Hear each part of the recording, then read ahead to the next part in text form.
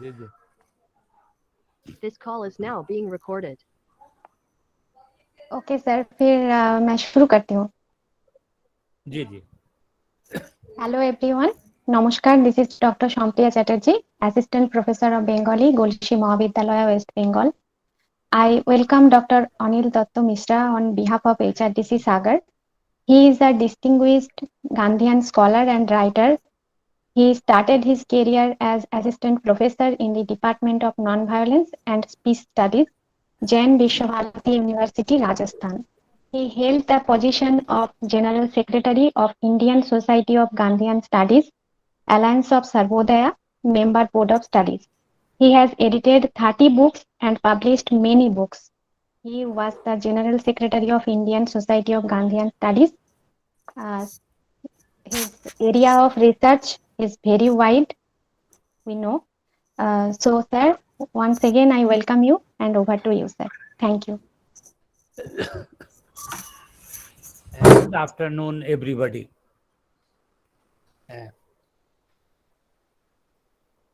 First of all, I would like to congratulate Dr. Pankaj Singh ji and Professor R.P. Singh ji. I am grateful to Dr. Pankaj Singh ji who invited me to talk to you on the topic Dialogue with Gandhi. I am also thankful to Dr. R.T. Bedre Sahab, the director of UGC HRD,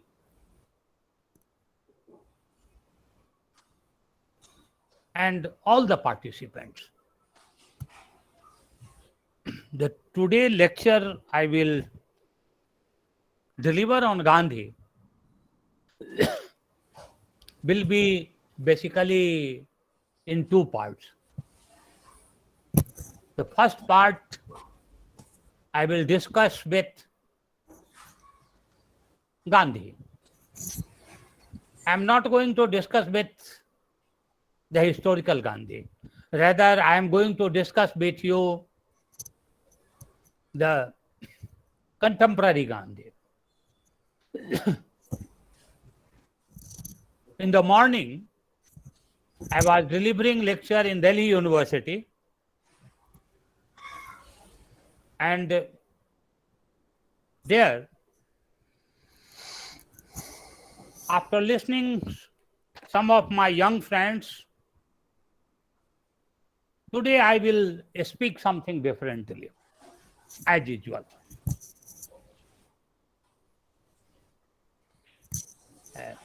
There are my three hypotheses on Gandhi. India and Indians long back rejected Gandhi. When I say India and Indians long back rejected Gandhi means we have rejected ethics in our life.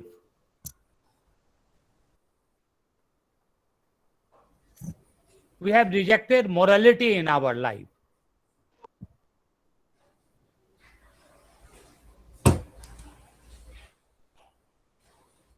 In this pandemic or after the pandemic, the people has realized the values of Gandhi.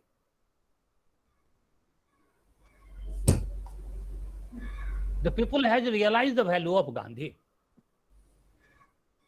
Now the question is, who is Gandhi?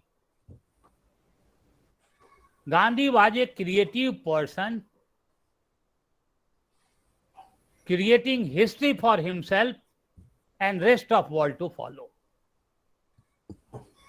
Gandhi Shantiniketan में थे south Africa से आने के बाद, और वहां पर जेबी Kripalani met Gandhi in Shanti Niketan. And there he asked a question to Bapu. How you are going to change the world? How we are going to get independence through the use of non-violence?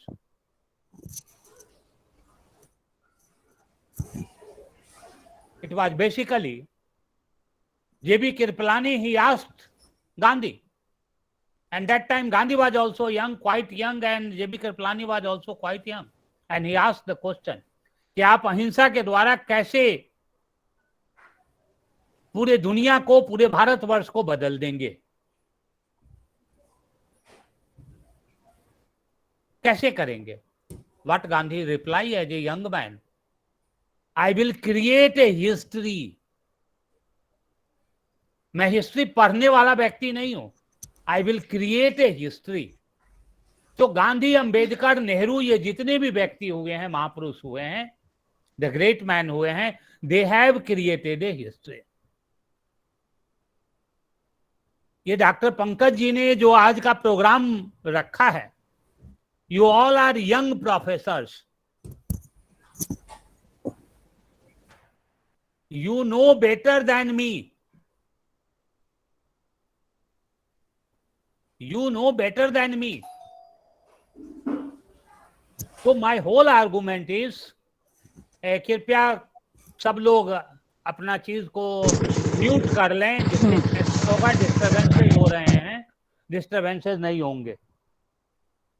So my whole argument is, please mute your mic, dear participant. Please mute your mic.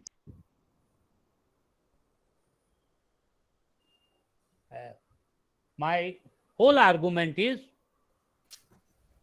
हमें गांधी को समझना होगा. गांधी कौन थे? गांधी कैसे ये सारा चीज किए? मैं आपको एक वाक्य से शुरू करूंगा. अभी मैं एक किताब पढ़ रहा था, Mahatma Gandhi the last 200 days.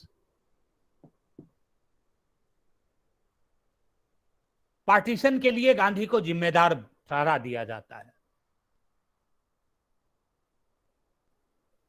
Poona pact को बहुत सारे लोग क्रिटिसाइज कर देते हैं. गांधी और अंबेडकर के बीच में पूना पैक्ट हुए, लेकिन एक भी व्यक्ति जो पूना पैक्ट के कारण बेनिफिट होता है, वो अपने बेनिफिट को दूसरे से शेयर नहीं करना चाहता.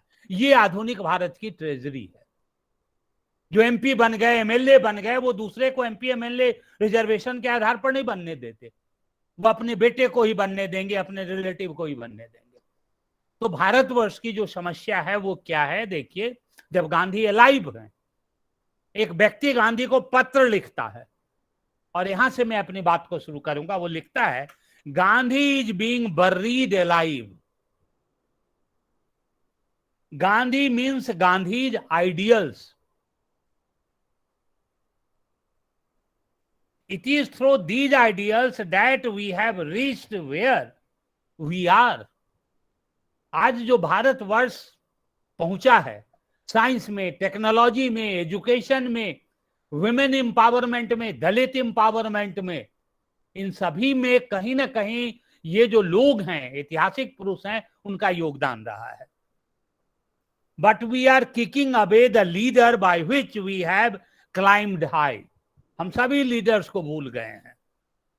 And it is those who are considered to be a Gandhi's greatest follower who are doing this. Hindu-Muslim unity, Hindustani as a national language, Khadi and village industry, all has completely forgotten.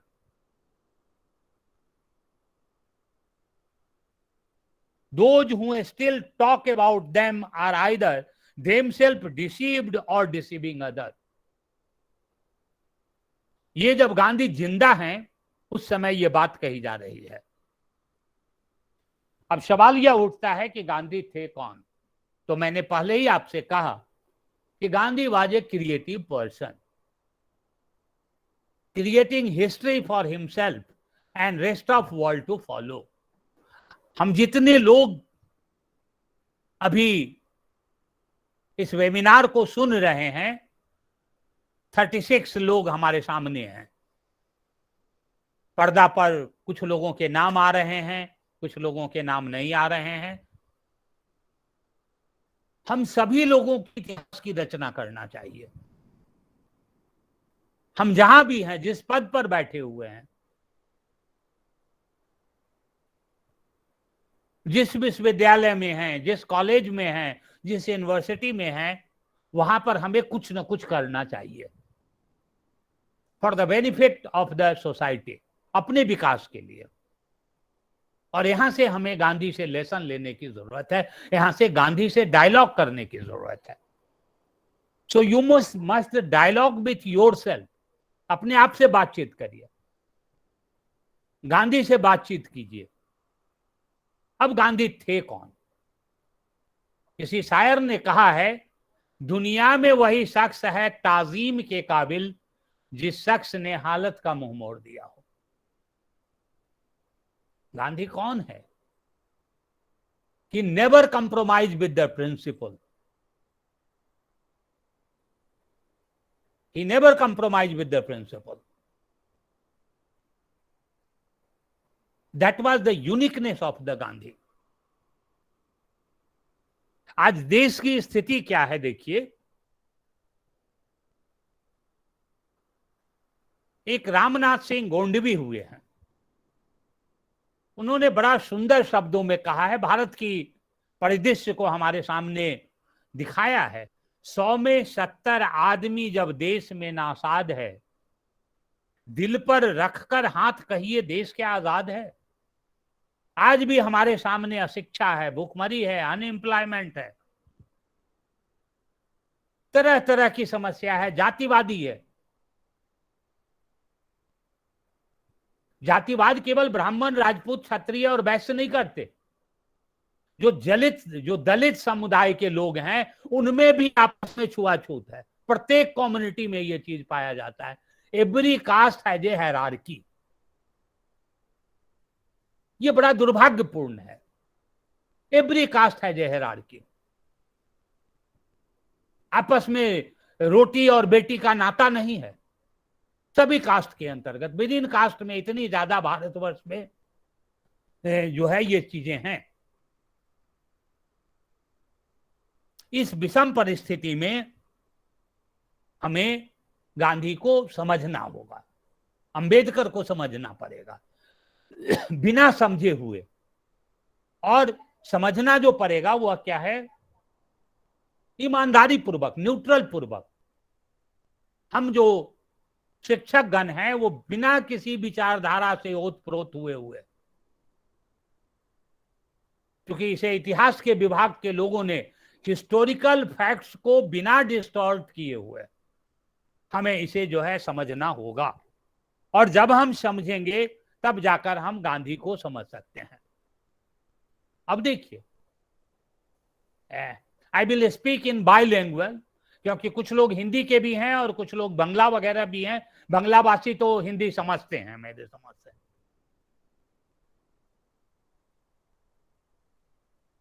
Mahatma Gandhi ने भारतीय संस्कृति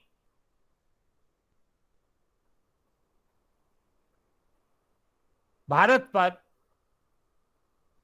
इतने दिशाओं से प्रभाव डाला है कि उनके समस्त अवदान को सम्यक मुल्क निर्धारित करना किसी के लिए 2 घंटे 3 घंटे में संभव नहीं है। We cannot understand Gandhi in a 2 hours or 3 hours, or we can judge on this one. लेकिन गांधी का प्रभाव है हमारे जीवन में। There is an impact of Gandhi on our life. चाहे वो खान पान हो, रहन सहन हो, भाव हो, भाषा हो, परिधान हो, दर्शन हो, सामाजिक व्यवहार हो, राष्ट्रीयता हो, अंतरराष्ट्रीयता हो। भारत में आज जो भी विचार प्रचलित हैं वो कहीं ना कहीं गांधी से प्रभावित हैं। और जब मैं गांधी की बात करता हूं, Gandhi means here continuum of Indian culture and civilisation. Gandhi भारतीय सभ्यता और संस्कृति के प्रतीक हैं। अंबेडकर भी भारतीय सभ्यता और संस्कृति के प्रतीक हैं। ये सभी लोग ऐतिहासिक पुरुष हैं। सुभाष चंद्र बोस, रविंद्रनाथ टैगोर, ये जितने लोग हैं सब ऐतिहासिक पुरुष हैं। यहां तक कि इनके जो गांधी के आलोचक हैं, विरोधी भी हैं, वो भी गांधी की बात को स्वीकार करते हैं। जैसे आप लीजिए रविंद्रनाथ टैगोर, गांधी को महात्मा कहते हैं। सुभाष चंद्र बोस गांधी से एग्री नहीं करते हैं बहुत सारी चीज पर, but he called Gandhi A Bapu, father of the nation. Ambedkar और गांधी जी के काफी डिफरेंसेस हैं ऑन नंबर ऑफ इश्यूज, लेकिन गांधी जी श्योर करते हैं कि अंबेडकर कॉन्स्टिट्यूएंट असेंबली में जरूर जाएं, जबकि सरोजनी नायडू इसका विरोध कर रही थी। और उनका आर्गुमेंट था कि वो कभी जेल गए ही नहीं स्वतंत्रता संग्राम में। बहुत सारे आर्गुमेंट थे, लेकिन गांधी ने उन सारे चीजों को दरकिनारे करते हुए आगे बढ़े। आज का जो भारत है वो गांधी के नाम के साथ पर्याय है, इसे आपको स्वीकार करना पड़ेगा। वर्ल्ड में कहीं भी आप जाइए, अब 2 अक्टूबर को गांधी जयंती के रूप में, the day of non violence रूप में वी आर सेलिब्रेटिंग एवरीवेयर। तो आज का जो भारत है वो कहीं ना कहीं गांधी के नाम के साथ पर्याय हो गया है, लेकिन व्यवहार में हम गांधी को रिजेक्ट कर दिए हैं। गांधी का जो ये महाव्यापक प्रभाव है, उनके जो दर्शन हैं, उनके कार्य हैं, उनको हमें व्यापक रूप से समझना पड़ेगा। Gandhi was a multi faceted personality. अब आप गांधी को समझिए, he was a most ordinary person. Through his deed action he became a greatest personality of the world. Gandhi पढ़ने लिखने में बहुत तेज विद्यार्थी नहीं थे। He was not so intellectually sound. He was an ordinary man. लेकिन ये जो ऑर्डिनरी मैन है वो कैसे he became a great man, इसे हमें समझना पड़ेगा। There is a scholar called Bhavbhuti. He rightly said, who indeed can claim to know and understand the minds of the great person. This is true in case of Gandhi. Different purpose, see, Gandhi with different perspective. जितने भी लोग हैं वो गांधी को अलग अलग perspective से देखते हैं।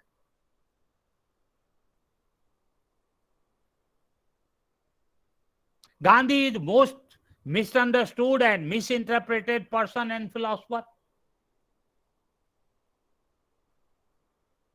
Because of preconceived notion of ideology or something else, people have not understood him properly.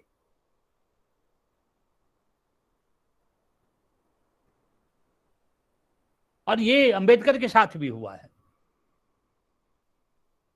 कि लोगों ने उनको केवल दलित का मसीहा बना दिया, जबकि वो क्या थे, ह्यूमैनिटी के। ही was a leader of humanity, masses. और यही गांधी के साथ होता है। Gandhi born in India. He experimented his philosophy in South Africa and later on in India. And he became the leader of the masses. Most celebrated leader of India. किसी ने ठीक ही कहा है कि आफ्टर जीसस क्राइस्ट, भगवान Buddha and Mahavira, कोई भी अगर एपोस्टल ऑफ पीस है तो वो केवल और केवल गांधी है।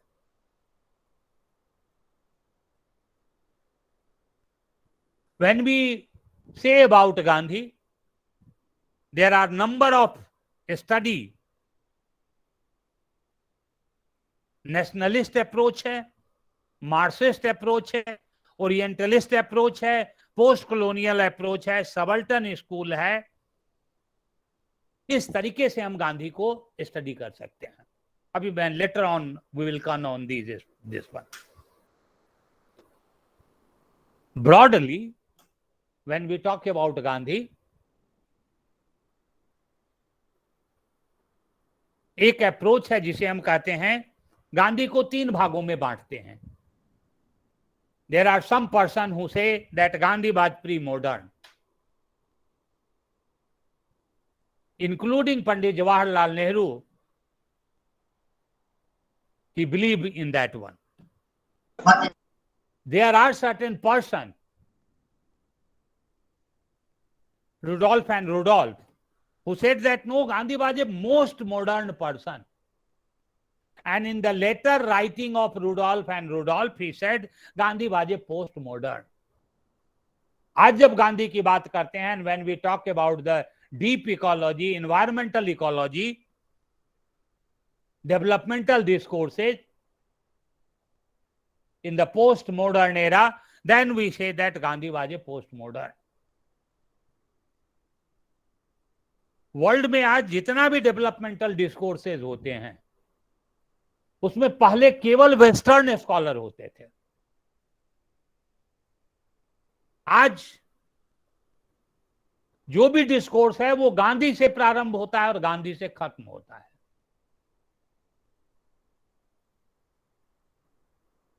चाहे वो इन्वायरमेंटल डिस्कोर्स हो, सिविलाइजेशनल डिस्कोर्स हो. फिर जो चौथा चीज है वो गांधी के बारे में वो ये है कि सेम गांधी लोकल भी हैं, ग्लोबल भी हैं और ह्यूमन भी हैं. तो गांधी हमेशा कहते हैं there is one word call think globally act locally. जो सबसे इंपॉर्टेंट क्वेश्चन है गांधी को लेकर वो ये है थ्योरी ऑफ गवर्नेंस. अभी हमारे भारतवर्ष के प्राइम मिनिस्टर अमेरिका गए हैं, वहां पर अमेरिका के प्रेसिडेंट कहते हैं कि we have to learn tolerance from the Gandhi. What is happening in Afghanistan, what is happening in India, ultimately we have to follow the Gandhian principle of tolerance and non-violence, whether you agree or not. We have no choice at all. The world is becoming more and more violent, more and more consumer, and ultimately man become a process of elimination. इसलिए देखिए, Nobel laureate Rabindranath Tagore ने कहा, he gave Mahatma the title Mahatma, and Gandhi was really Mahatma, really Sant, really fakir. Subhash Chandra Bose कहते हैं गांधी को father of the nation. वहीं Churchill कहते हैं हाफ नेकेड सेडिशियस फकीर. Lord Bowell and Lord Wellington called him the most dangerous enemy of the British Empire. कि गांधी जैसा dangerous कोई आदमी है ही नहीं. वही जिन्ना कहते हैं Gandhi was a great Hindu leader. आप देखिए गांधी की treasury. And at the same time हेग्रेवार and MS Golwalkar believed him to be a noble soul but a pro Muslim. And somebody asked Gandhi what Gandhiji said. He said, I am a born Sanatani Hindu and I want to die as a Sanatani Hindu. Lord Mountbatten, the last Viceroy of India, he called Gandhi a one-man boundary force, one-man army. जब आप सत्य की बात करते हैं, जब आप अहिंसा की बात करते हैं, ऑनेस्टी की बात करते हैं, तो आप अकेला बच जाते हैं. कोई भी आपके साथ देने के लिए तैयार नहीं है. ये जान लीजिए. हम जितने भी यहां पर लोग पार्टिसिपेंट्स हैं, 3 चीजें हमारे जीवन को प्रभावित करती है. Gender become destiny.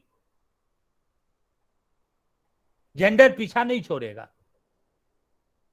कोई बॉयज हैं, कोई गर्ल्स हैं, दोनों के बीच में डिस्क्रिमिनेशन समाज में है. इसे स्वीकार करना पड़ेगा. चाहे हम कितना भी पढ़ लिख जाए, कितना भी एडवांसमेंट हो गया है, तब भी there is a So what we call it, gender become destiny. The second one is history become destiny. Historical facts को हम deny नहीं कर सकते. It is a part of the curriculum. It is a part of the knowledge. And the third is very important, geography become history. आप America जाए, Europe जाइए, अभी भी कॉलोनियल हिस्ट्री हमें उसी दृष्टिकोण से दिखे जाते हैं।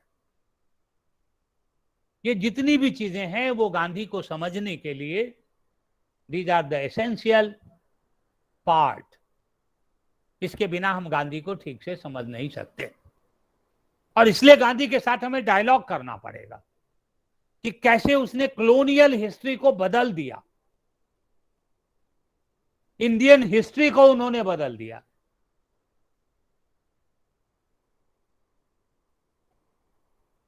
एकदम सिंपल व्यक्ति है, साधारण व्यक्ति है, लेकिन वो वर्ल्ड का फेमस लीडर बन जाता है। ये सारे चीजों को हमें गांधी के कॉन्टेक्स्ट में समझना पड़ेगा।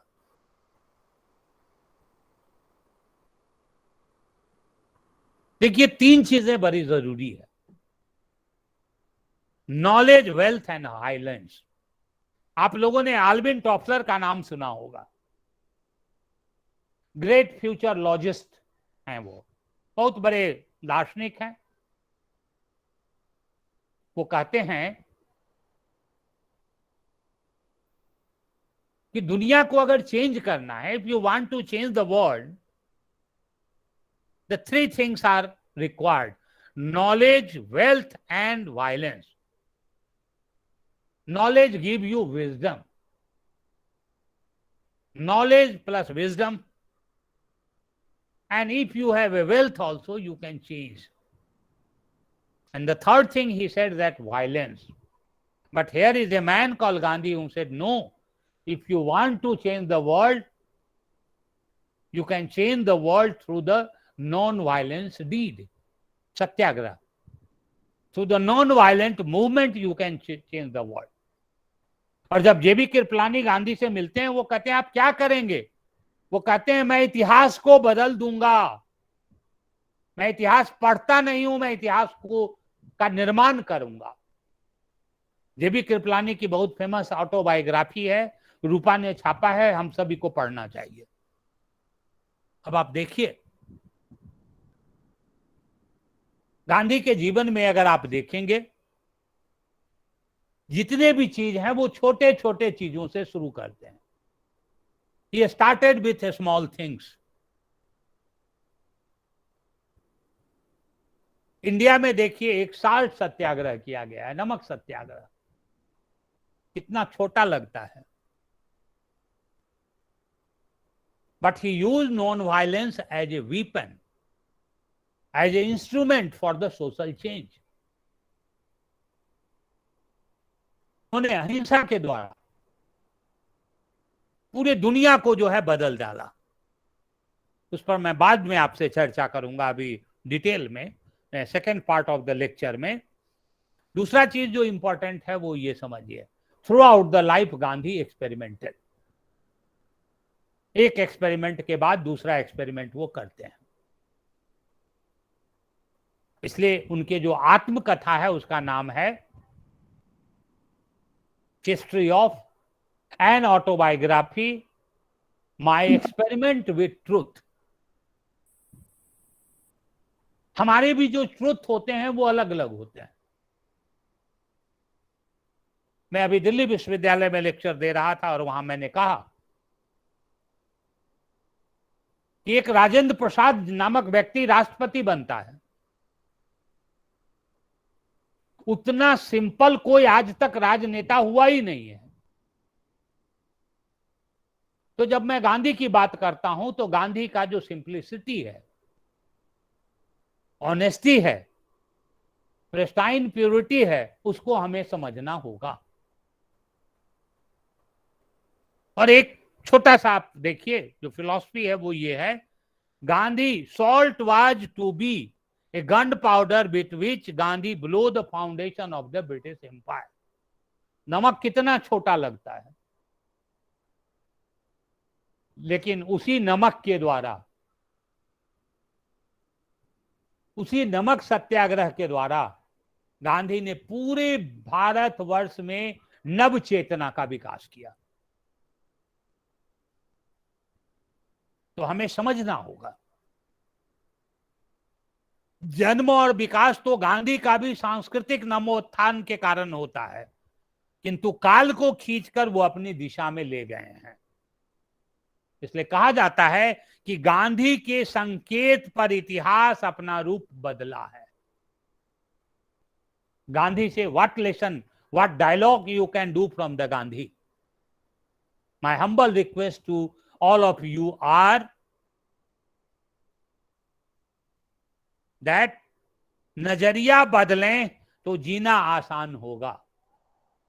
You change your lifestyle, you change your thought process, और जीवन का यही लक्ष्य होना चाहिए। हम सभी लोग मानव हैं, we all are human being. फिर ये कास्ट कहां से आ जाता है, फिर ये आइडियोलॉजी कहां से आ जाती है? तो मानव को मानव की तरह हमें ट्रीट करना चाहिए। और जब हम ऐसा करते हैं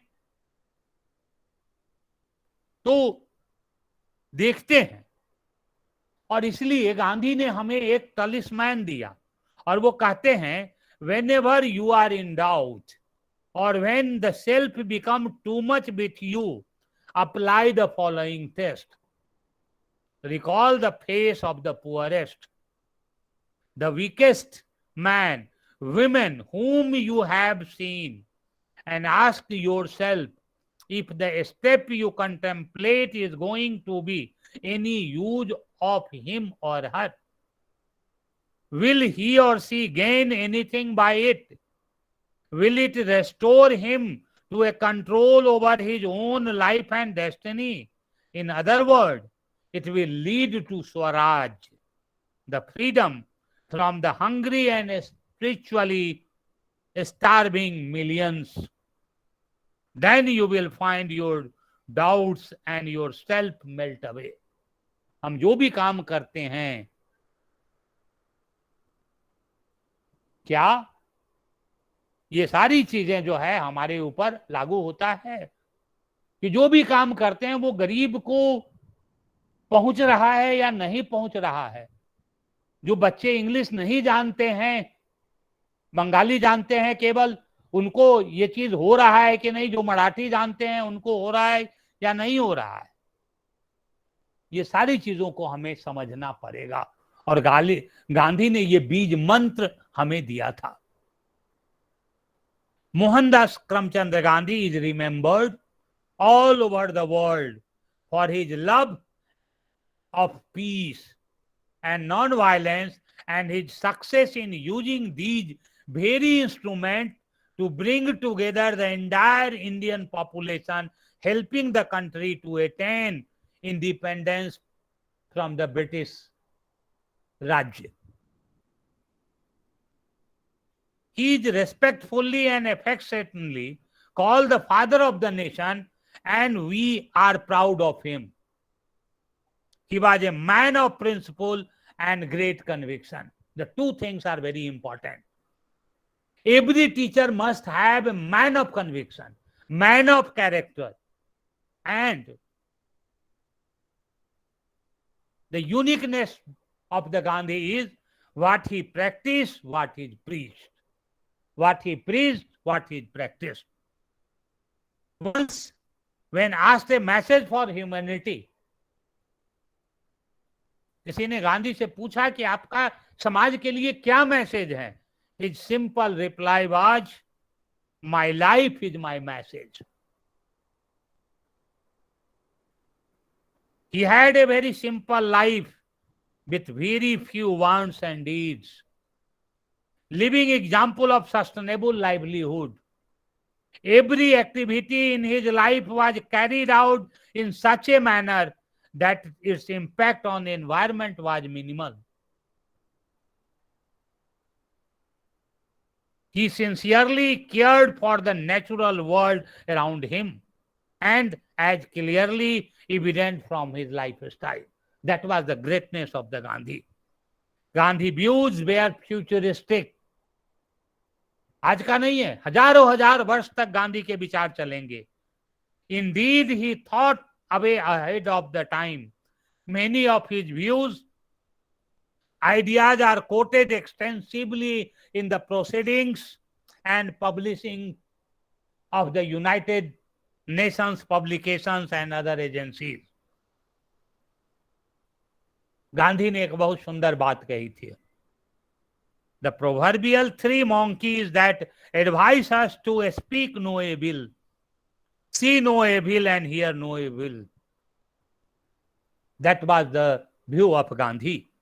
He often quoted this line and encouraged others to inculcate the message of righteousness. हम जहां भी हूं,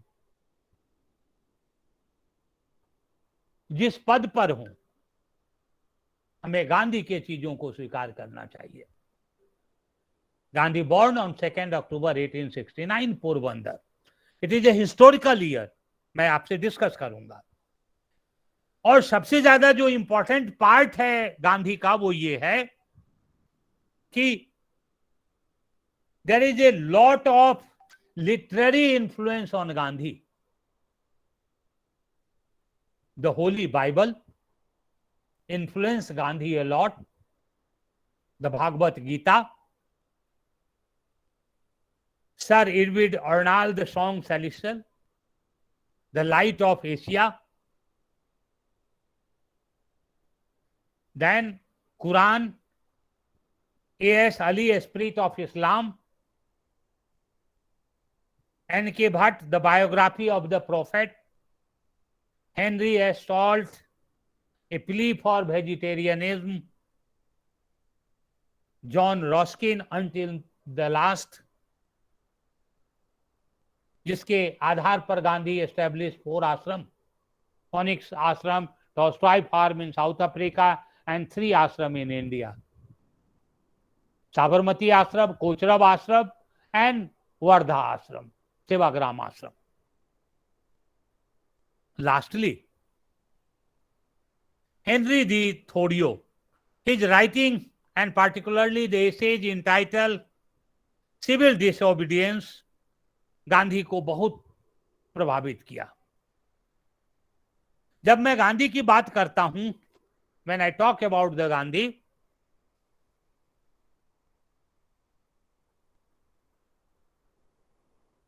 you must remember 7 things. 22nd October 1925,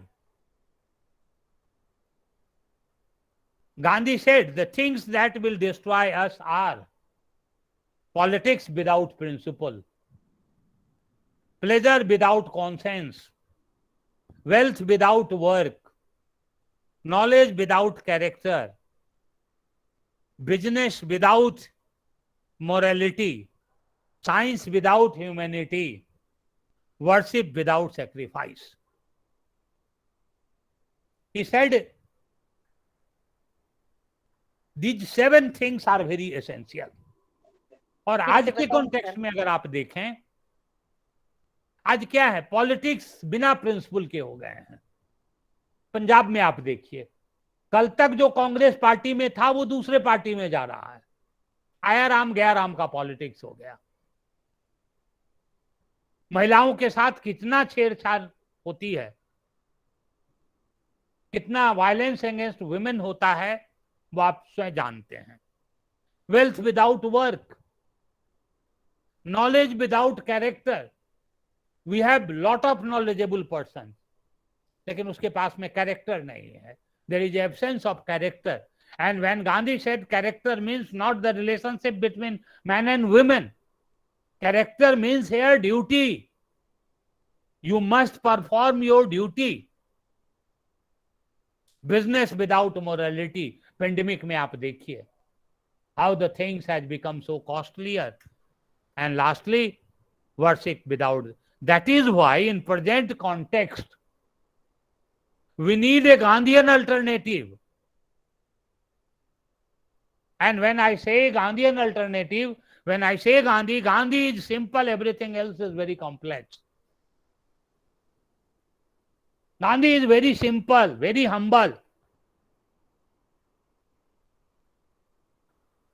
लेकिन गांधी के बारे में एक दूसरी बात कही गई है, appearance is not reality, reality is not appearance. Gandhi जैसे दिखते हैं वो ऐसे गांधी नहीं है. गांधी बहुत गहरे हैं. As deep as sea and as sky, high as sky. उस गांधी को हमें समझना पड़ेगा। जब हम गांधी की बात करते हैं तो you must understand Gandhi point of view on truth, Satyagraha, Sarvodaya, Swaraj and non violence. Because of पॉसिटी of time I am not going into the detail of it one. लेकिन यहां पर एक चीज की मैं बात करूंगा आपके, the Gandhi's truth is not a singular truth, it is a plurality. Gandhi क्या कहता है? What Gandhi ji said, God is truth. Later on he said truth is God. And when India got partition and lot of violence were occurring here and there throughout the India, and then somebody asked, what is your opinion? Then Gandhi ji said, love is God, harmony is God. ये गांधी थे। So Gandhi was a evolutionary person. He was not a rigid person. Swaraj. We got political independence according to Gandhi, not the real Swaraj. Non-violence is the need of hour. Non-violence in thought, action, and deed. Nowadays, a state is becoming more and more powerful. A state is becoming more and more violent. Look at the example of Afghanistan. Look at the example of Sri Lanka, China. And when a state is becoming more and more powerful, the role of civil society is very important.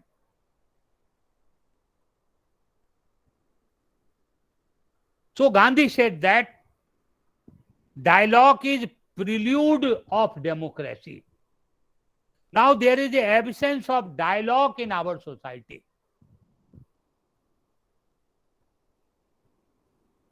Political discourse is essential. Social discourse is essential.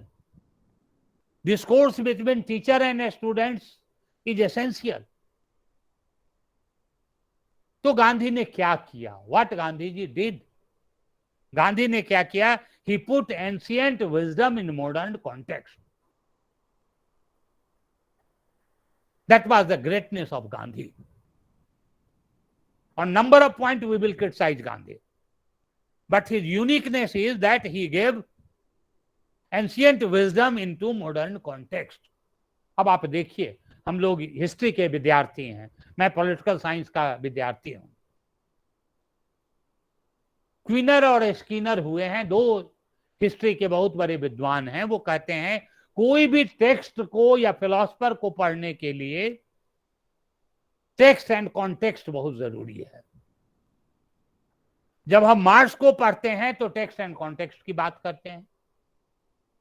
Gandhi को पढ़ने में भी हमें text and context के approach को लगाना पड़ेगा। और इसलिए मैं बार बार आपसे निवेदन कर रहा हूं वो यह कि Gandhi gave voice to the voiceless, power to the powerless. Bharatvarsh में जो अनपढ़ व्यक्ति थे, महिलाएं थे, दलित थे, उन सबको उन्होंने चहरदीवारी से आगे निकाला, जाति का बंधन तोड़वाया और समाज के मुख्य धारा में जोड़ने का गांधी ने प्रयास किया। कहां तक सफल हुए वो हम उनको जज कर सकते हैं, लेकिन एक बात जरूर है कि he gave voice to the voiceless and power to the powerless. एक बहुत इंपॉर्टेंट चीज है वो ये है गांधी का कि he use non violence as a technique to liberate India and Indians. मैं 30 सालों से रिसर्च कर रहा हूं कि कब गांधी ने कहा कि कोई इस गाल में थप्पड़ मारता है तो दूसरा गाल को बढ़ा दीजिए। ये गांधी ने कहीं नहीं कहा है, कहीं नहीं लिखा है। हम इसे गांधी के साथ जोड़ देते हैं जो गलत है। Gandhi always question the fundamental. Teacher का रोल क्या है?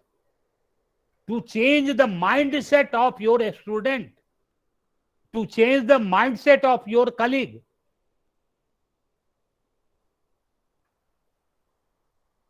And Gandhi did it. Gandhi के आश्रम में जो कोई भी लोग रहने जाते थे, पहला वो काम करते थे कि बाथरूम जाकर साफ करिए. चाहे वो नेहरू हो, चाहे शास्त्री हो, चाहे राजेंद्र प्रसाद हो, या कोई भी व्यक्ति हो.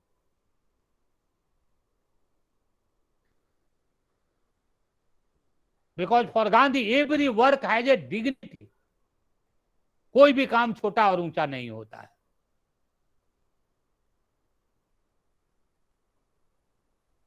तो गांधी से what you have to learn from the Gandhi, practice as you preach. आप शिक्षक हैं. Your responsibility is great. No nation is progress and until and unless our teachers are respected.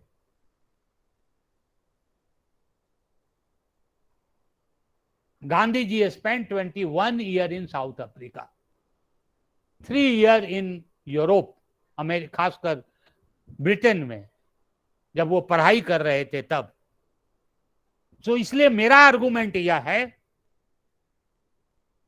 my whole argument is कि Gandhi is a by product of the global culture.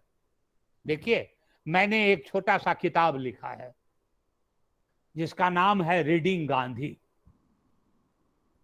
ये 2012 में Pearson, एक American publishing company है, उसने छापा था.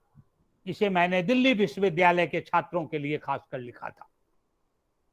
आप जानकर आश्चर्य हो गए कि यह जो पियर्सन की किताब है रीडिंग गांधी, इसकी लगभग 40-45 हजार प्रतियां बिक गई हैं.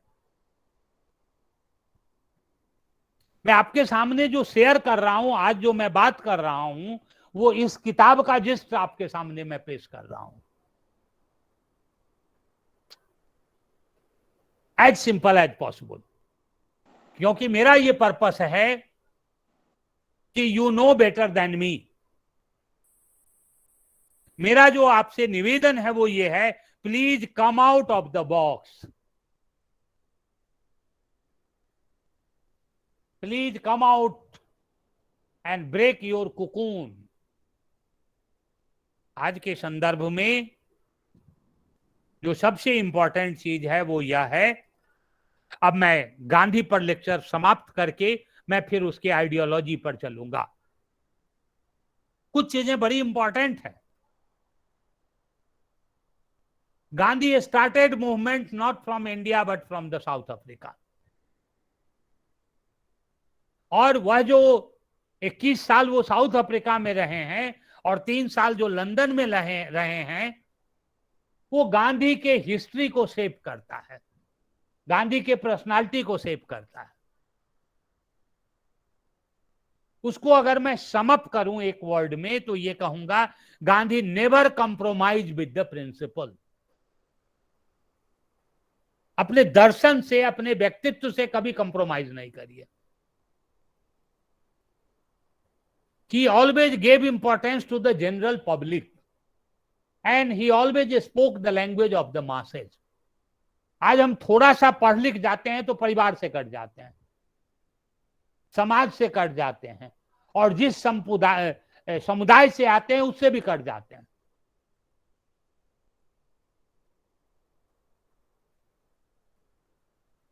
So Gandhi always led movement with dedication and dignity. ये बड़ी इंपॉर्टेंट चीज है. आज जितने भी सत्याग्रह चल रहे हैं गांधी के नाम से, उसमें डिग्निटी और डेडिकेशन की कमी होती है. इसलिए मैं उसे हमेशा कहता हूं कि वो गांधीवादी सत्याग्रह नहीं है, क्योंकि कहीं ना कहीं उसमें व्यक्ति अपना पद देखता है. जैसे अरविंद केजरीवाल जी अन्ना मूवमेंट के प्रोडक्ट हैं वो, लेकिन योगेंद्र यादव जैसा शिक्षक को उन्होंने आगे पार्टी से निकाल दिया, प्रशांत भूषण जैसे लॉयर को निकाल दिया, केवल अपने रास्ते बनाने के लिए. तो गांधी क्या करता है, गांधी का जो रास्ता है, द गांधीज पाथ इज समरसता, समन्वय और सहयोग, कोऑर्डिनेशन, हार्मनी एंड कोऑपरेशन. और in present context, all the three ways are superior than any other means. And that's why आज गांधी के विचार के सामने चुनौती है. हमारे सामने चाइना खड़ा है. And every day we are spending huge money on defense, on warfare. Afghanistan ने हमारे लिए एक नया समस्या खड़ा कर दिया. अब सवाल यह उठता है कि क्या गांधी आज होते तो वो क्या करते. गांधी जब जिंदा थे, जब पाकिस्तान ने भारत पर आक्रमण किया था, तो लोग गए थे और गांधी से पूछा कि क्या करें बापू. उन्होंने कहा कि you fight with Pakistan with mightiest force.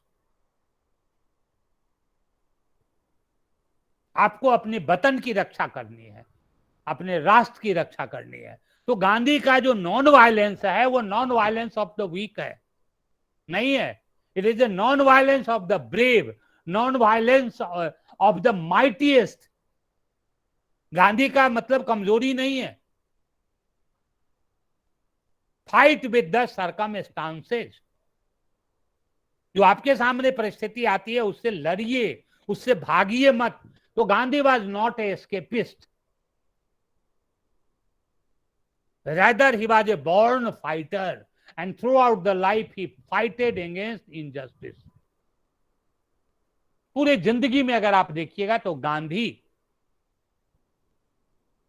Injustice के अगेंस्ट में लड़े हैं वो.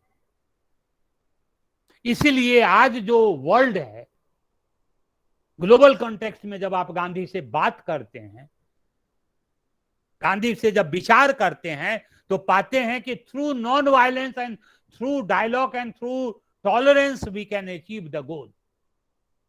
और अमेरिका जो बहुत ही पावरफुल देश है, वह भी ये कहता है कि वी मस्ट रिमेंबर गांधी. इसलिए किसी ने ठीक ही कहा है, साबरमती के संत तूने कर दिया कमाल. आजादी में केवल गांधी का योगदान नहीं है, विवेकानंद का योगदान है, रामकृष्ण परमहंस का योगदान है, ईश्वर चंद्र विद्यासागर का योगदान है, नेहरू का है, सुभाष चंद्र बोस का है, नेताजी का है, अरविंदो का है, अंबेडकर जी का है. ये सभी लोगों का है. लेकिन गांधी एक मार्गदर्शक के, मार्ग पथ प्रदर्शक के रूप में काम करते हैं.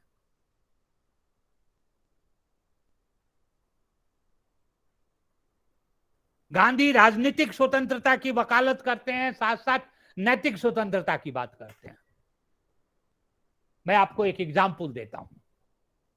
मैं राजस्थान के जैन विश्व भारती संस्थान में मैं प्रोफेसर था. एक दिन बात आई और सभी लोगों ने यह कहा कि टीचर को अटेंडेंस देना होगा. अटेंडेंस की रजिस्टर रख दी गई. मैं गया, जब मेरा बारी आया साइन करने के लिए, तो मैंने कहा सबसे पहला काम कुलपति को अटेंडेंस पर साइन करना चाहिए. अगर कुलपति कर देंगे तो हमें भी साइन करने में कोई आपत्ति नहीं है. हम लोग क्लास लेते हैं, समय पर आते हैं, फिर ये अटेंडेंस की क्या जरूरत होगी. और आप यकीन माने, अटेंडेंस रजिस्टर को हटा दिया गया.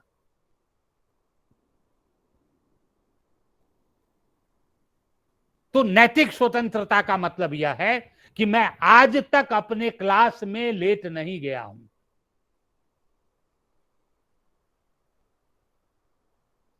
आज तक कोई भी लेक्चर में मैं 1 मिनट भी लेट नहीं होता हूं. 30 साल के इतिहास में आज तक ऐसा नहीं हुआ है. दैट इज कॉल्ड नैतिक स्वतंत्रता. गांधी आर्थिक स्वतंत्रता की बात करते हैं, इकोनॉमिक फ्रीडम की बात करते हैं. आज हम लोग सभी पढ़े लिखे लोग हैं, विद्वान हैं. आज पॉलिटिकल इंडिपेंडेंस है, लेकिन नैतिकता और आर्थिक फ्रीडम नहीं है. There is no economic freedom at all. इसलिए गांधी क्या बात करते हैं, दो शब्द वो यूज करते हैं, सहकारिता, व्यक्ति को सहकारी होना चाहिए, और गांधी के स्वदेशी के इकोनॉमिक्स को समझना होगा। इसलिए Gandhi start with non violence and end with non violence. Gandhi start with non violence and end with non violence. Gandhi कहते हैं needs are endless, control your need. जिस दिन आप अपनी आवश्यकता को कंट्रोल कर लिए, आप एक अच्छे शिक्षक बन जाएंगे, आप एक अच्छे व्यक्ति बन जाएंगे। तो मैं समअप करते हुए ये कह रहा हूं, गांधी के विचार आज भी प्रासंगिक हैं, कल भी प्रासंगिक हैं, और आने वाले भविष्य में भी प्रासंगिक रहेंगे। Because Gandhi means self control, Gandhi means self determination, Gandhi means self dignity, Gandhi means self respect, Gandhi means there is no dichotomy between theory and practice. So Gandhi was a visionary with missionary zeal. हम आप विजनरी होते हैं, missionary जील नहीं होते हैं। इसलिए गांधी को sum up करते हुए मैं ये कहना चाहूंगा, Gandhi was a missionary with visionary, was a visionary with missionary zeal. Gandhi भारतीय सभ्यता और संस्कृति के क्या है, प्रतीक हैं, द्योतक हैं। गांधी का जो विचार है वो कल भी प्रासंगिक था, आज भी प्रासंगिक है, आने वाले भविष्य में भी प्रासंगिक होंगे। देखिए, कार्ल मार्क्स के विचार को आगे बढ़ाने वाले कौन थे? लेनिन एंड माओ, जिन्होंने कम्युनिस्ट मैनिफेस्टो को प्रैक्टिस किया। लेकिन गांधी उतना लक्की नहीं थे। गांधी के फॉलोअर थे, उन्होंने गांधी के विचारों को आगे नहीं बढ़ाया। चाहे ट्यूनीशिया हो, इजिप्ट हो, लीबिया हो, शर्मिला हो, सब जगह आप गांधी को देख सकते हैं।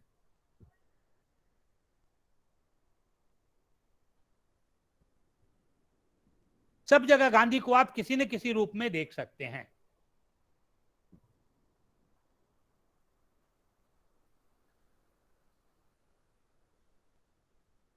जब मैं गांधी की बात कर रहा हूं, when I talk about the Gandhi, now how a simple man become so powerful. You know, M.K. Gandhi, popularly known as father of the nation, the Bapu. The world has ever produced. What Albert Einstein said about Gandhi, you know, he said, generation to come will scarce believe that such a one as this ever in flesh and blood walked upon this earth. ये मैं नहीं कह रहा हूं, I am not saying. ये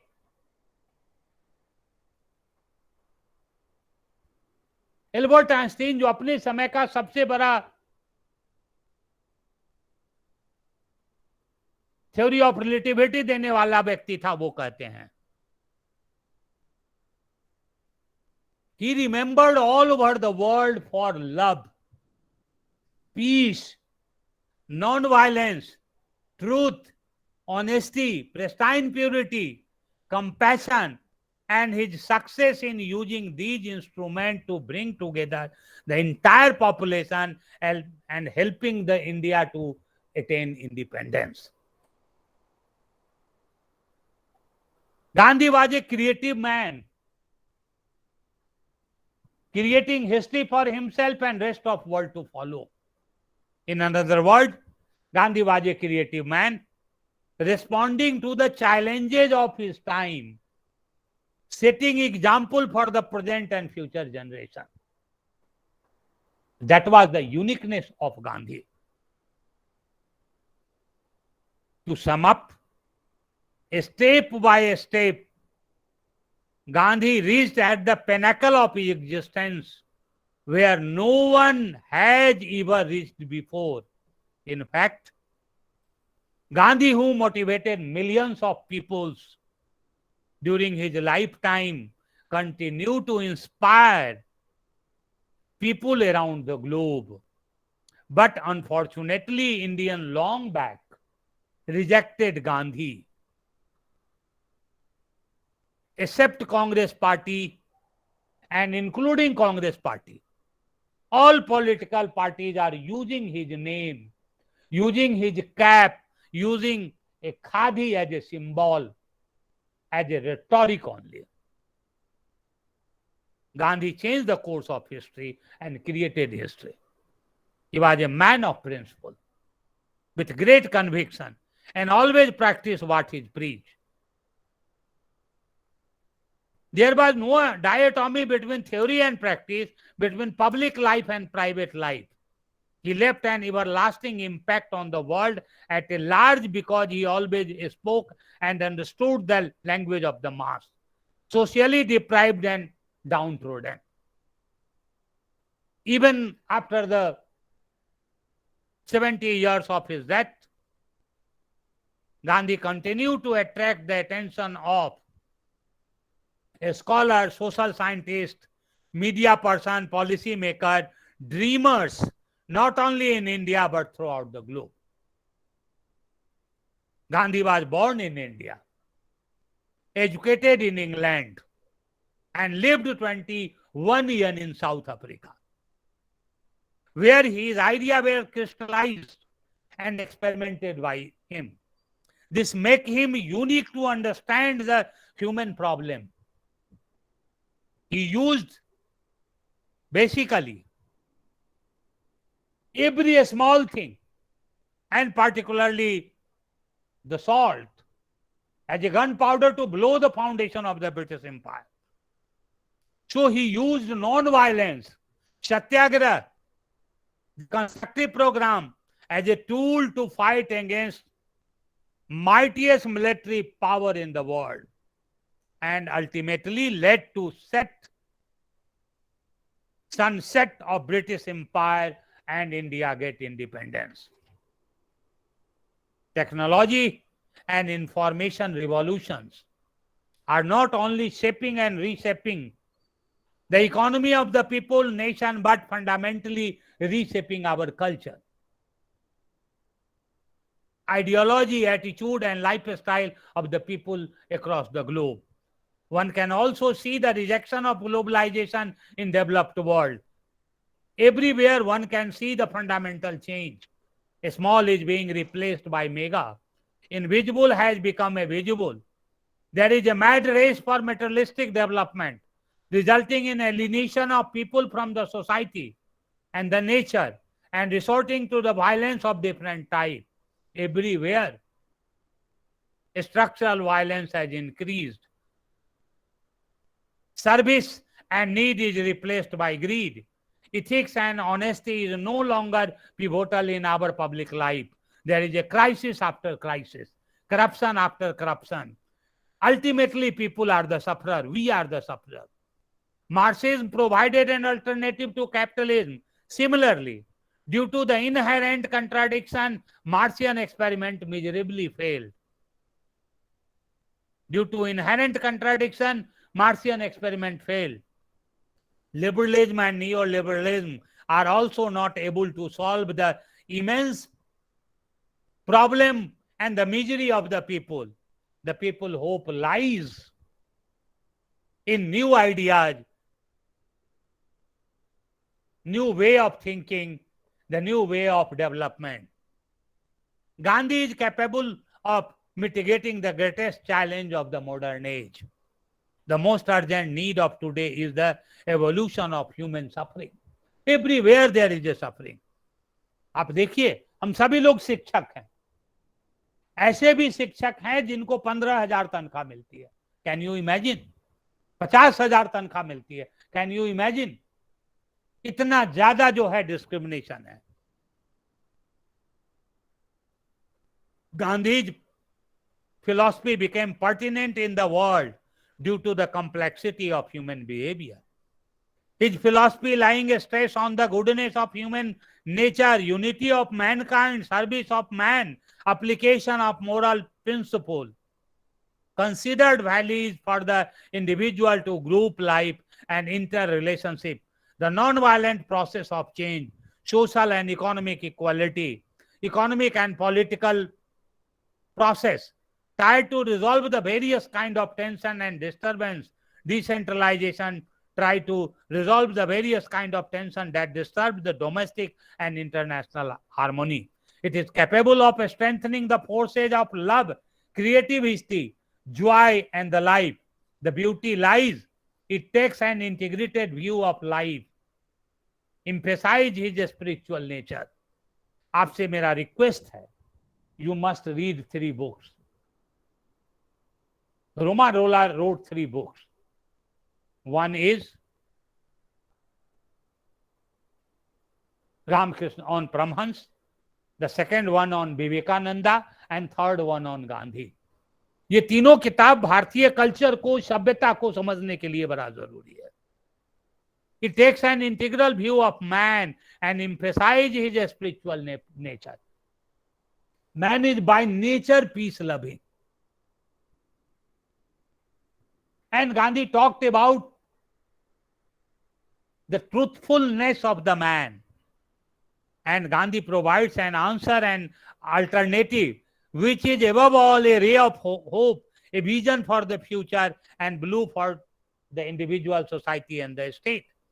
The interpretation of Gandhian thought and perspective need to be reiterated again and again till the masses learn to adopt and practice it in their thought and deed.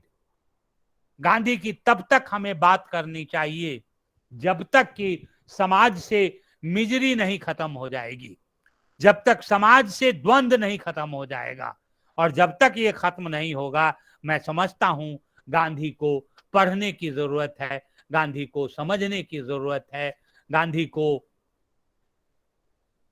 Interpret करने की जरूरत है.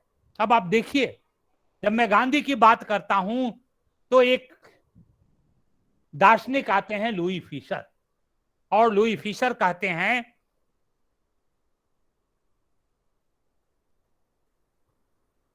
year 1869 was also a year in which Suez Canal was opened. Thomas Edison patented the first invention of bulb. France celebrated the 100 years of birth of Napoleon Bonaparte. Charles W. Eliot became the president of Harvard University. Karl Marx just published the Das Kapital. Bismarck was about to launch the Franco-Persian War and Victoria ruled over England and India. ये जितनी भी चीजें हैं वो historical चीजें जो है वो इंपॉर्टेंट है. और जब मैं गांधी की बात करता हूं यहां पर, तो Gandhi provide solution to the contemporary dilemmas, जिसको मैं लेक्चर में मैं आपसे शेयर करूंगा. मैं 15 मिनट आप सभी लोगों को टाइम दूंगा कि अभी तक हम जितनी भी बात आपसे किए गांधी पर, कोई भी सवाल है आप हमसे सवाल पूछ सकते हैं और मैं उसका जवाब दूंगा, और फिर मैं लेक्चर के दूसरे पार्ट की तरफ जो है वो आगे बढ़ूंगा. कोई भी सवाल है आप पूछ सकते हैं. I will try to answer your question. Thank you very much. जी, over to you, over to you.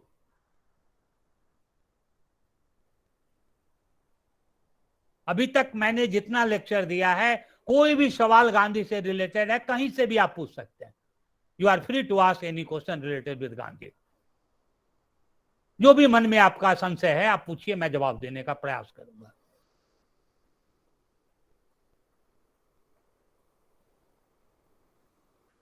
किसी को अगर क्वेश्चन करना है तो प्लीज कीजिए, सर बोल रहे हैं। एनीबडी, एनी क्वेश्चन, बिना बेहिचक। ये एक तरफ से मैं केवल भाषण दूं, ये अच्छी नहीं है, आपकी भी बात आनी चाहिए। हाँ, hello sir, hello sir, hello. जी जी जी जी जी जी, एक एक करके सवाल पूछिए, एक हेलो। एक करके, वन बाय वन। हाँ उषा जी पूछिए, सॉरी नॉट उषा, मैं नाम भूल गया, वो स्क्रीन से गायब हो गया। हम पूछिए मैडम, क्या सवाल पूछ रही थी आप? सदावर्ते मैडम बात कर रही हूँ सर। जी जी बताइए बताइए। हाँ सर, वो जो 7 थिंग आपने बताया ना, तो जी मेरे जी से छूट गया। पॉलिटिक्स जी जी विदाउट प्रिंसिपल, वो जो जी 7 जी थिंग है, मैंने 5 ही लिखे। जी जी जी जी, उसको मैं दोबारा मैं आपसे रिपीट कर यस दूंगा। सर, प्लीज जी सर, जी, प्लीज सर। पहला है politics without principle, yes sir, लिखे। दूसरा है pleasure without conscience, yes sir. तीसरा है वेल्थ विदाउट वर्क, हाँ, चौथा है knowledge without character, knowledge without character. Yes. पांचवा है बिजनेस विदाउट मोरालिटी, हाँ सर। छठा है science without humanity, yes sir. And last जो है 7th है worship without sacrifice. Worship without sacrifice. Yes sir. या वर्शिप विदाउट सेक्रीफाइस। और ये जो Thank you. गांधी ने कहा था वो 22 अक्टूबर 1925 को, व्हेन ही वाज यंग। जी जी हाँ सर जी। Hello, sir. I want to ask one question, please. Yes yes yes sir yes जी। सर हाँ मेरा क्वेश्चन ये है सर, पुणे करार डॉक्टर बाबा साहब अम्बेडकर और महात्मा गांधी, इसमें क्या चर्चा हुई थी, ये सारा बताओ जरा हमको सर।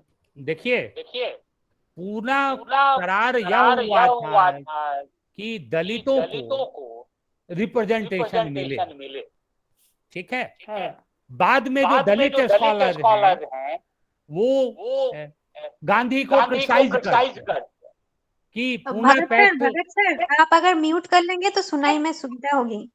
जी Sir, बाकी please. लोग म्यूट कर पूरे लें। mute करो, please.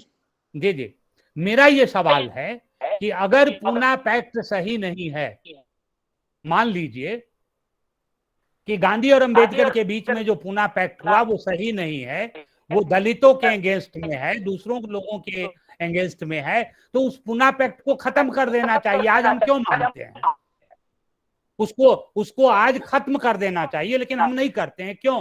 क्योंकि हमें जातीय आधार पर रिप्रेजेंटेशन मिला हुआ है, जिसके कारण कुछ लोगों को बेनिफिट हो गया है।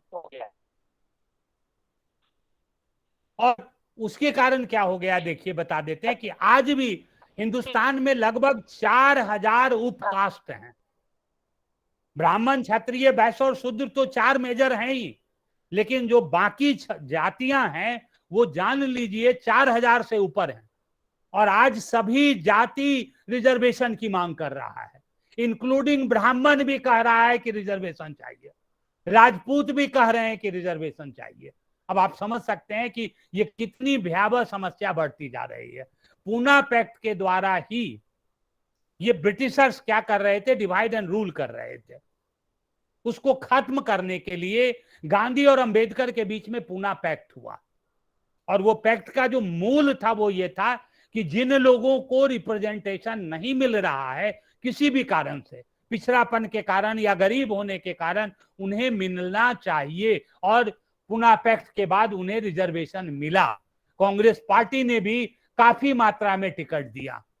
आज जो दलित थिंकर्स हैं, जो आलोचक हैं, वो गांधी को इसको लेकर क्रिटिसाइज करते हैं।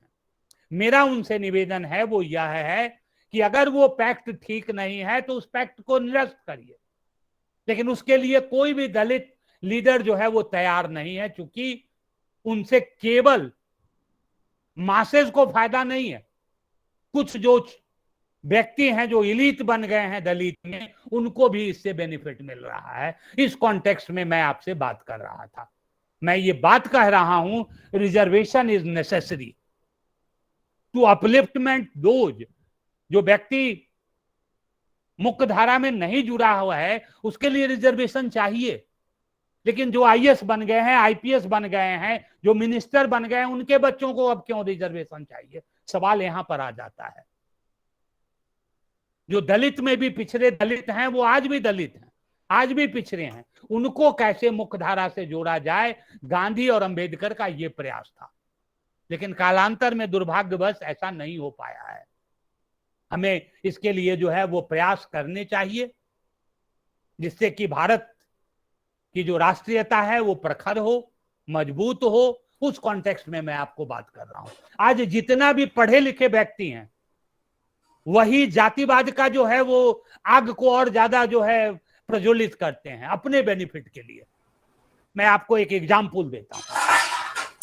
एक घटना है, इसे अन्यथा ना लें, मैं एग्जाम्पल के लिए दे। रामविलास पासवान बहुत बड़े दलित नेता थे, एक मंच पर भाषण दे रहे थे कि अपर कास्ट के लड़कियों को दलित लड़कों से शादी करना चाहिए। बड़ी अच्छी बात है, होना चाहिए। लेकिन वहीं पर एक दूसरा स्कॉलर था, उसने कहा रामविलास पासवान को कि क्या कोई यादव पासवान से शादी कर सकता है क्या? बोले दलित में भी आपस में अनटचेबिलिटी है, उसको भी समाप्त करने के लिए रामविलास पासवान जी आप कुछ बोलिए। तो वो चुप हो गए। टाइटल बदलने से जाति प्रथा समाप्त नहीं हो सकती। हमें अपने विचार बदलने पड़ेंगे, अपने चिंतन को बदलना पड़ेगा। जब तक हम ये नहीं करेंगे, विचार और चिंतन नहीं बदलेंगे, तब तक पूना पैक्ट यथार्थ में नहीं उतर सकता। मैं उस कॉन्टेक्स्ट में आपसे बात कर रहा था। जी जी जी, thank you sir sir hello. हाँ हाँ हाँ, बोलिए। Sir sir Chandrabhan Singh, Kalpi college Kalpi from Jalaun.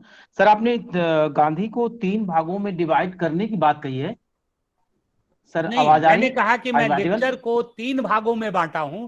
पहला मैं गांधी पर बात कर रहा हूं, उसके बाद मैं अब इंटेलेक्चुअल डिबेट अब आऊंगा। जब हम नहीं गांधी सर, जी जी सर प्लीज सर, आपने वहां पर गांधी को 3 भागों में डिवाइड कर थोड़ा सा स्टडी करने के लिए, Gandhi was pre modern, Gandhi most modern and post modern. नहीं, मैंने ये कहा कि गांधी प्री मॉडर्न भी हैं, मॉडर्न भी हैं एंड पोस्ट मॉडर्न है। इस पर 3 तरह के साहित्य उपलब्ध हैं।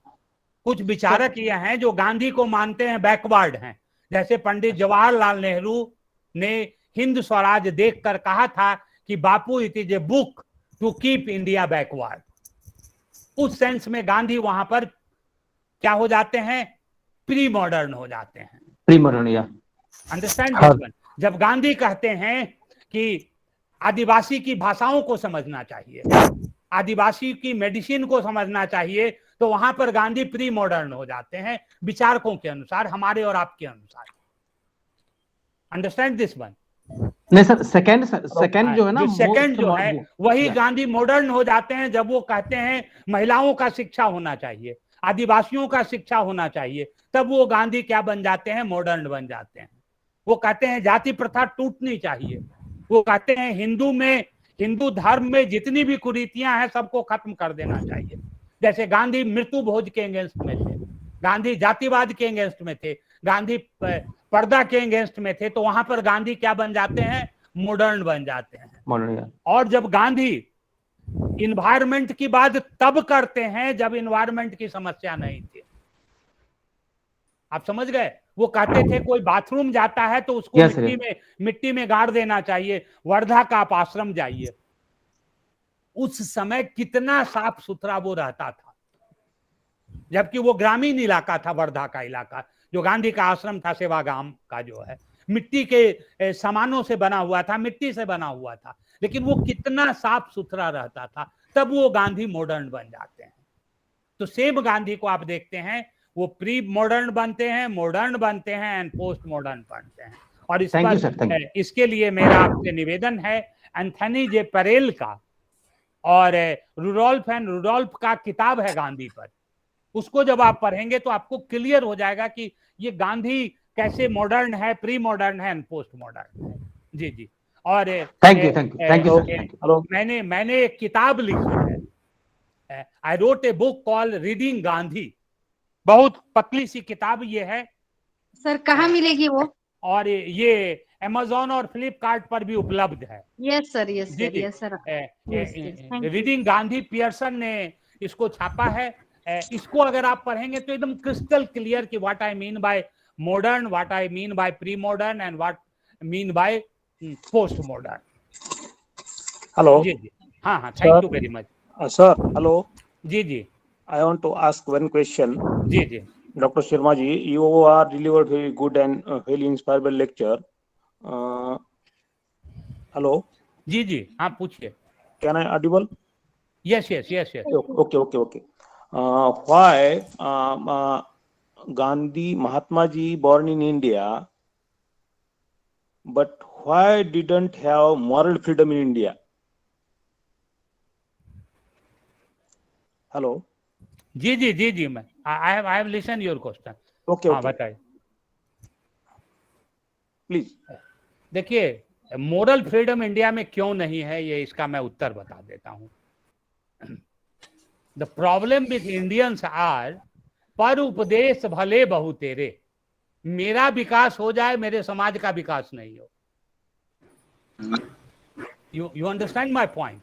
भारत की जो संस्कृति थी वो क्या थी? शेयरिंग एंड केयरिंग थी। आज भारतवर्ष से शेयरिंग एंड केयरिंग चला गया है। कबीर को देखिए, गुरु नानक को देखिए, रेदास को देखिए, ये जितने लोग थे ये सब मोरलिस्ट थे। ये जितने लोगों का मैं नाम ले रहा हूं, ऑल आर मोरलिस्ट। कबीर को देखिए, उससे बड़ा क्रांतिकारी, उससे ज्यादा जो है क्रांतिकारी कोई नहीं होगा। लेकिन हम मार्क्स का नाम लेंगे, कबीर का नाम नहीं लेंगे, साईं का नाम नहीं लेंगे। साईं इतना दीजिए जामे कुटुंब समाए, मैं भी भूखा ना रहूं साधु भी भूखा न जाए। आज जो पॉलिटिशियन हैं इतने वेल्थ इकट्ठा कर रखे हैं कि 10-10 जनरेशन तक वो खा नहीं सकते, और कोई जनता उस पर क्वेश्चन नहीं करती है। वो कहां से पैसा आ गया, वो काले धन कहां से आ गए? तो मोरलिस्ट इसलिए नहीं है, और इसमें प्रत्येक नागरिक का कर्तव्य बनता है। देखिए, प्रत्येक नागरिक, एवरी इंडिविजुअल। अब आप देखिए, हमारे यहाँ एपीआई आ गया। क्यों टीचर्स में एपीआई आ गया? प्लेगरिज्म का टेस्ट क्यों लगाना पड़ा यूजीसी का? क्योंकि हम इंटरनेट से लेकर चीजों को छाप देते थे। तो हमें मोरलिस्ट बनना पड़ेगा। पहले यूनिवर्सिटी का टॉपर होता था तो वाइस चांसलर बुलाकर कहते थे कि आप प्रोफेसर बनना चाहेंगे। आज आपको नेट का एग्जाम देना पड़ता है। तो कहीं ना कहीं मोरलिटी, एथिक्स समाज से चली गई। अब आप देखिए, मैं आपको एक दूसरा एग्जाम्पल देता हूं। 10th का एग्जाम होता है, 12th का एग्जाम होता है। एग्जाम के आधार पर क्यों मेडिकल में और इंजीनियरिंग में नामांकन नहीं होता? ग्रेजुएशन आप ही के विश्वविद्यालय से पास करता है विद्यार्थी, और एमए में नामांकन के लिए दोबारा टेस्ट देना पड़ता है।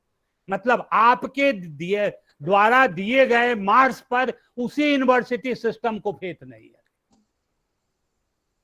ये भारत की स्थिति है। Can you imagine? हमें शिक्षकों को इस पर सोचना चाहिए। तो फिर मोरल स्वतंत्रता कहां से आएगी? ये सभी फील्ड में है। Okay. आप थाने में चले जाइए, आपका केस रजिस्टर्ड नहीं हो सकता।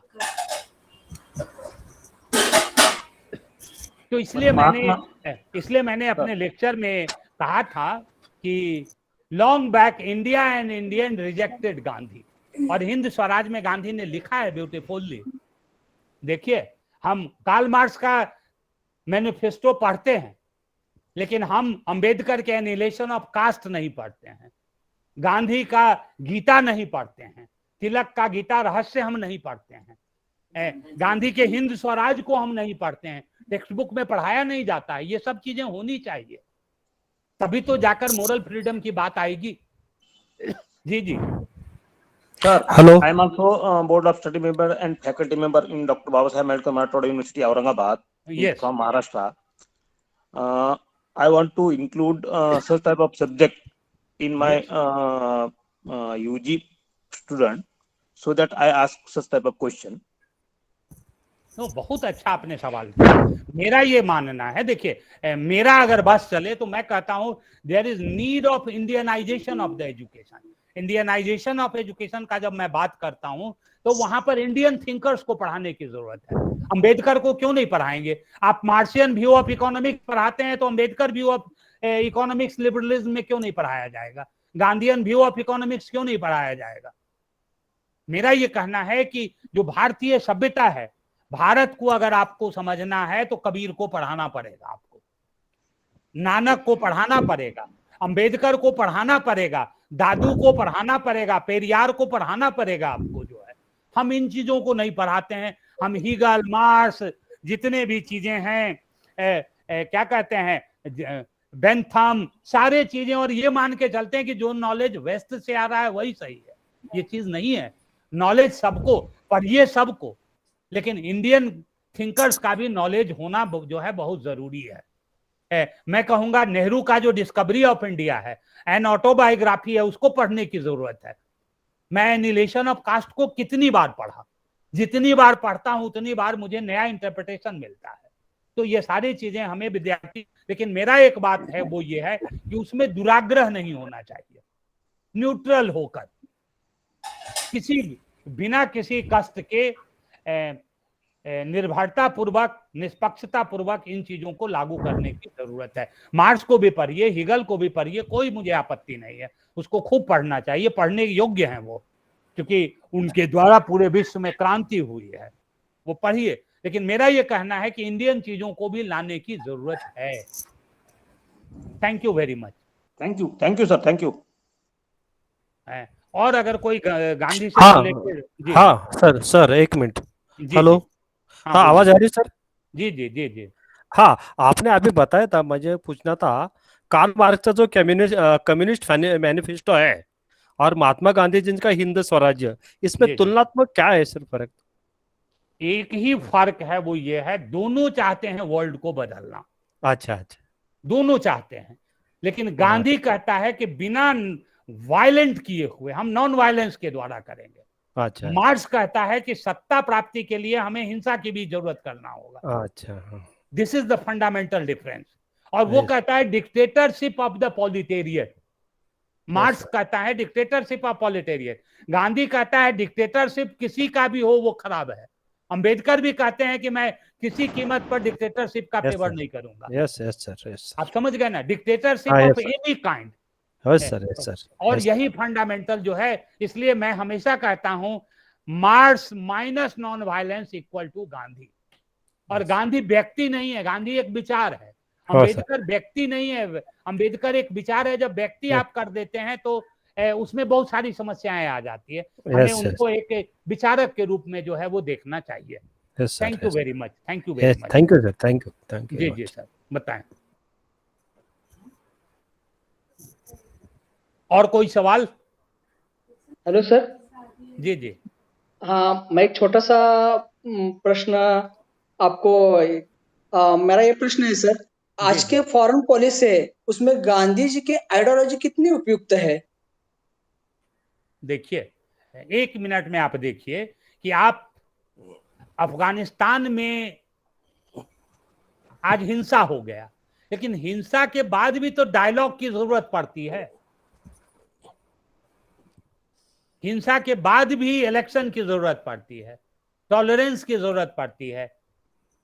तो मेरा यह कहना है कि आज के भी फॉरेन पॉलिसी में, देखिए मैं ये नहीं कहता हूं आर्म्स की जरूरत नहीं है, लेकिन आर्म शक्ति के साथ साथ ये चीजें भी जरूरत है। डिप्लोमेसी में आप देखिए डायलॉग चाहिए, अंडरस्टैंडिंग चाहिए, हार्मनी चाहिए। तो ये सारी चीजें प्रयोग हो रही हैं। यूनाइटेड नेशन के द्वारा भी किया जाता है, अमेरिका भी करता है। गांधी ये कभी नहीं कहता है कि फोर्स मत यूज करिए, लेकिन फोर्स का जो है लिमिटेड प्रयोग ही होना चाहिए, क्योंकि वायलेंस ब्रीड वायलेंस। अमेरिका 20 सालों तक अफगानिस्तान में माइटीएस्ट पावर होकर भी एक अफगानिस्तान को जीत नहीं सका, वहां पर डेमोक्रेसी स्टैब्लिश नहीं कर सके। तो मेरा ये कहना है कि लोगों के हृदय को परिवर्तन करके, शिक्षा के द्वारा, डेमोक्रेसी के द्वारा, डायलॉग के द्वारा करके जो है आप कर सकते हैं। उस कॉन्टेक्स्ट में गांधी की फॉरेन पॉलिसी की आज बहुत जो है जरूरत है। इंडिया भी डायलॉग कर रहा है चाइना के साथ, क्योंकि युद्ध किसी समस्या का समाधान नहीं है। युद्ध के बाद नेगोशिएटिंग टेबल पर हमें बैठना ही पड़ता है। उस कॉन्टेक्स्ट में हमें गांधी को देखना पड़ेगा। धन्यवाद sir, thank you. Thank you very much. और भी कोई सवाल है? हे टिंबक आलेत, यस यस, हे टिंबक आले ते जात काय नाही तेव्हा yes yes yes yes, ask me question.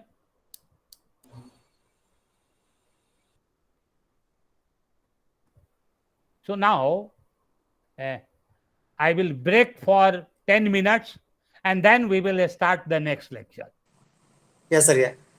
I will break for 10 minutes. कोई लोग छोड़िए नहीं, जिनको भी पानी वानी पीना है पी लें। Okay sir. Okay sir, okay Okay sir, okay sir. After 10 minutes again I will start. माड़ी सर पानी पिऊन या. जी जी जी जी, मैं भी एक्चुअली सुबह से ही बोल रहा हूँ। मतलब जो है 1 अक्टूबर को लोगों की डिमांड